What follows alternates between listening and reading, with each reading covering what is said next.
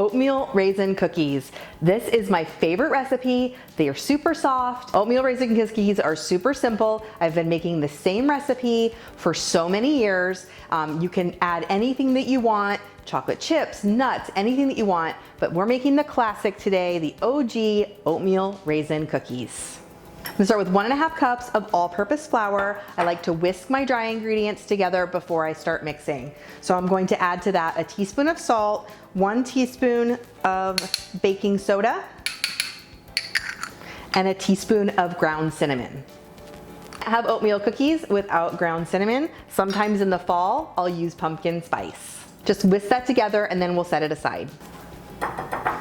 Now this recipe starts with 1 cup of unsalted butter. Now if you're using salted butter, that's totally fine. You'll just want to cut this added salt in half, so you don't want your cookies to be too salty. But I'm using 2 sticks of softened unsalted butter. And when butter is softened, you know it's softened because when you press it, the indents stay, but it's not oily. So that's how you know that it's properly softened. I usually leave it sit for about an hour at room temperature, or you can microwave it like on half power for a few seconds if you forget, like I always do. So I'm just gonna add that butter into my mixer. To that, we're gonna add brown sugar. Now I'm using 1.5 cups of packed brown sugar, but I love what brown sugar does to cookies. It keeps them soft for a long time. I love the flavor that it adds, so I use all brown sugar. I'm gonna use my pedal attachment and I'm gonna cream this together.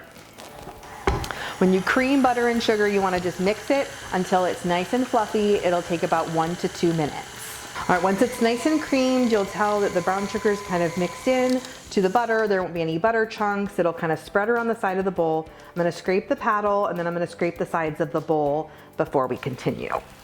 Then I'm going to add a teaspoon of vanilla extract and 2 large eggs. One thing I love about this recipe is since it has 2 eggs, it makes it super easy to cut in half if you don't want as many cookies. And then just mix that until it's nice and combined. Flour mixture that we whisked before. And then just stir that in.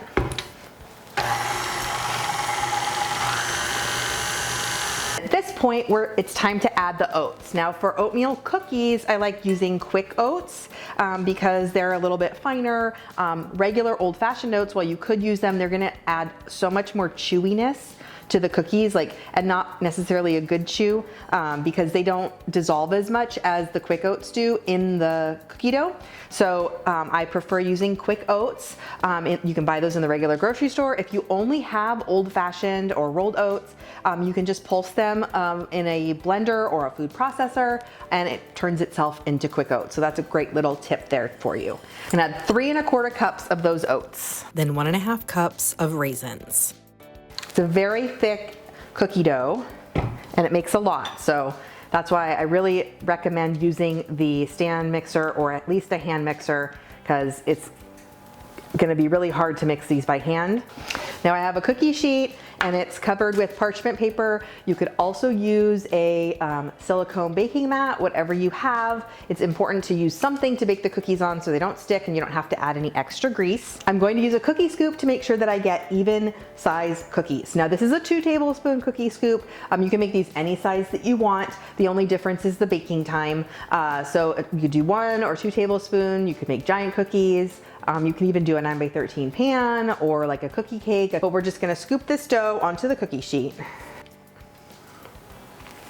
Now, I do refrigerate my cookie dough. It doesn't necessarily have to be refrigerated, but if you don't refrigerate it and just bake it right away, they're gonna get a little bit thinner and a little bit more golden brown.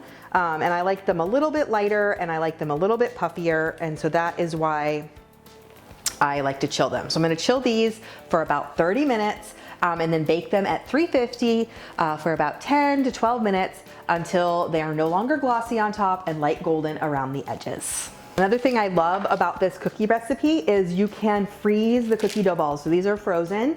I don't bake from frozen, I let them thaw but stay cold. So I'll just scoop them out onto a cookie sheet with parchment paper, freeze them, and then put them in like a gallon-sized Ziploc bag or a container and pop them back in the freezer. That way I can bake cookies whenever I want. When they come out of the oven, they're so yummy looking. You can just see how gorgeous they are and how golden brown on the bottom. They're so good, full of all those juicy raisins. You can smell the oats and the cinnamon. They smell just like an oatmeal cookie should. They're so good and they're soft. If you break them apart, you can see how soft they are.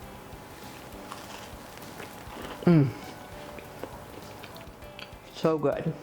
If you don't follow me already, be sure to subscribe to my channel and keep watching for even more desserts.